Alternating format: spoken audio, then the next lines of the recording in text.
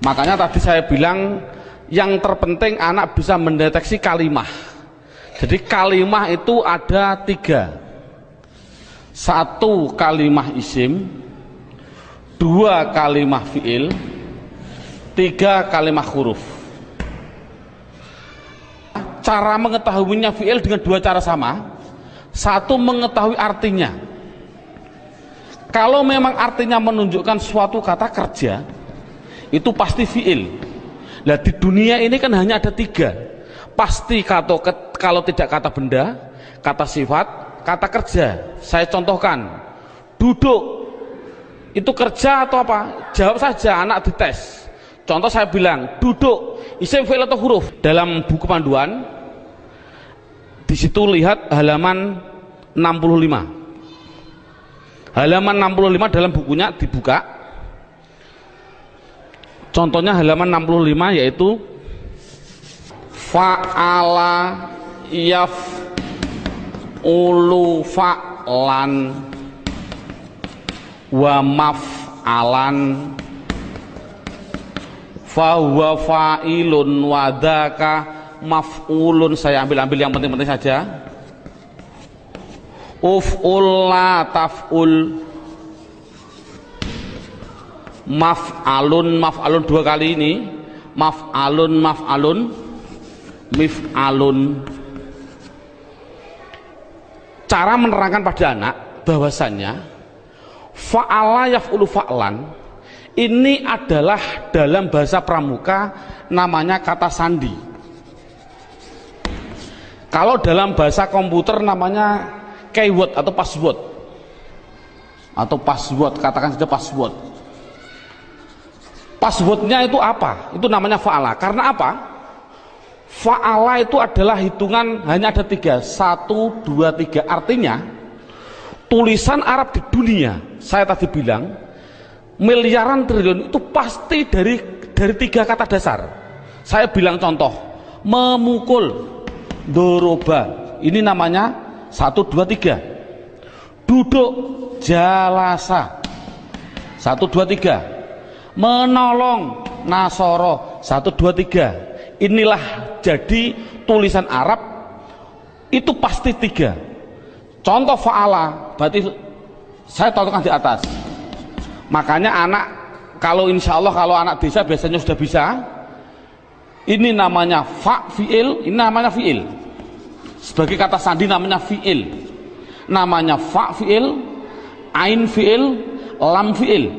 Jadi dot itu bertepatan dengan fa namanya fa fi'il, ro bertepatan dengan ain namanya ain fi'il, ba bertepatan dengan lam namanya lam fi'il. Jadi pasti tulisan Arab miliaran triliun itu pasti dari 3 kata dasar, itu pasti. Karena apa?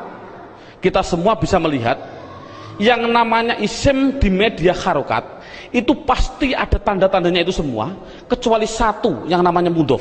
Ini murid tidak perlu diterangkan, ini khusus spesial guru, karena semua media harokat bisa dideteksi itu isim, saya bisa mendeteksi, kecuali 1 apa yang namanya mudhof.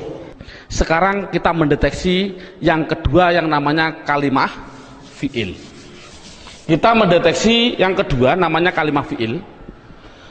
Tadi saya bilang kalimat ada 3 isim fi'il huruf.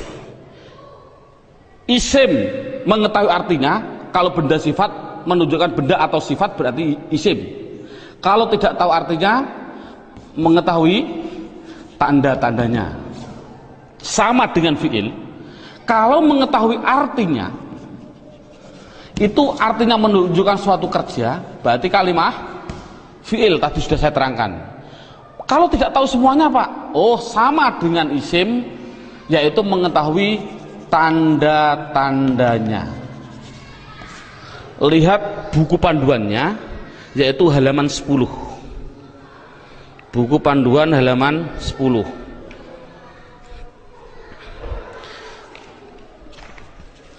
Tanda-tanda kalimah isim. 1 dimasuki kot. Di situ saya 1 dimasuki kot. Dimasuki kot. Saya menulis, saya biar karena anak kecil mungkin biar jelas saya suruh di depan, tempatnya itu di depan. Jadi kalau ada tulisan Arab kok ada depannya ada lafal qad, pasti setelahnya itu fiil. Contoh, saya mencontohkan, Allahu Akbar, Allahu Akbar, qad qomatis shalah, qad qomatis shalah. Ini adalah lafal qad. Koma itu mau tidak mau harus saya jawab itu kalimat fiil. Tahu kok fiil? Karena dia dimasuki qad. Ini kan paling mudah. Jadi kalau ada dimasuki qad itu namanya kalimat fiil. Apa artinya koma? Tidak penting. Yang penting tahu itu adalah fiil. Tanda-tanda yang kedua yaitu dimasuki yang namanya sin. Tolong lafal sin tidak usah diterangkan. Karena apa kok menerangkan? Wong saya menerangkan fi'il saja belum tahu, saya contohkan lafal sayaqulu sufha. Yaqulu itu adalah fi'il karena apa? Dimasuki sin, tidak akan mungkin paham mana. Makanya sin adalah ditinggal dulu karena dia belum bisa mendeteksi semuanya. Jadi sin saya tinggal. Tanda-tanda fi'il yang ketiga yaitu dimasuki yang namanya saufa. Dimasuki yang namanya saufa. Tulis saja sama, sin ya di depan, saufa ya di depan sama. Contoh yang biasa yang sering didengarkan oleh anak, contoh saya bilang kala saufata lamun, tak lamun itu pasti saya mengatakan fiil. Karena apa? Karena dimasuki saufa. Artinya apa? Tidak penting. Karena sudah tahu itu artinya saufa. Saufa itu masuk pada kalimat tadi mesti kalimat fiil. Ini paling mudah. Yang terakhir tanda-tanda fiil yaitu dimasuki yang namanya taknis. Saya suruh menambahi pada anak. Taknis itu saya bilang, saya tulis di belakang, tempatnya itu di belakang, dan berupa tak seperti ini yang mati. Orang Jawa bilang tak perahu lah. Jadi tak perahu. Nek ono tak perahu seperti itu pasti itu namanya kalimah fiil. Contohnya ini. Qad qomat as-shalah, aslinya itu adalah koma, itu fiil dengan dua tanda-tanda. Satu dimasuki qad, dua dimasuki ini tak, ini di belakang masuk pada kalimat ini. Jadi ada dua tanda-tanda. Coba sholat, isim fi'il atau huruf? Isim. Tahu kok isim? Karena ada al. Oh mudah. Namun sekali lagi ini mulai metode saya adalah nanti menggunakan yang namanya metode hantu. Ini contohnya. Al ini adalah alif dan lam. Yang namanya alif itu pasti mati. Yang namanya alif pasti mati. Ada mati ketemu mati, itu namanya hantu. Saya tulis mati ketemu mati namanya apa? Hantu. Orang Arab tidak senang hantu. Akhirnya biar ini hidup, akhirnya dikasih biar berdoa. Bunyi apa? Qad qomatis shalah. Bukan qad qomat shalah lagi, tapi qad qomatis shalah.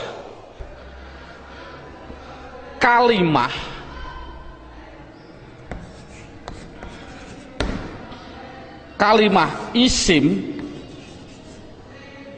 fiil huruf ini ada gambar kalimah pasti butuh kepada yang namanya ini garis horizontal namanya perlu.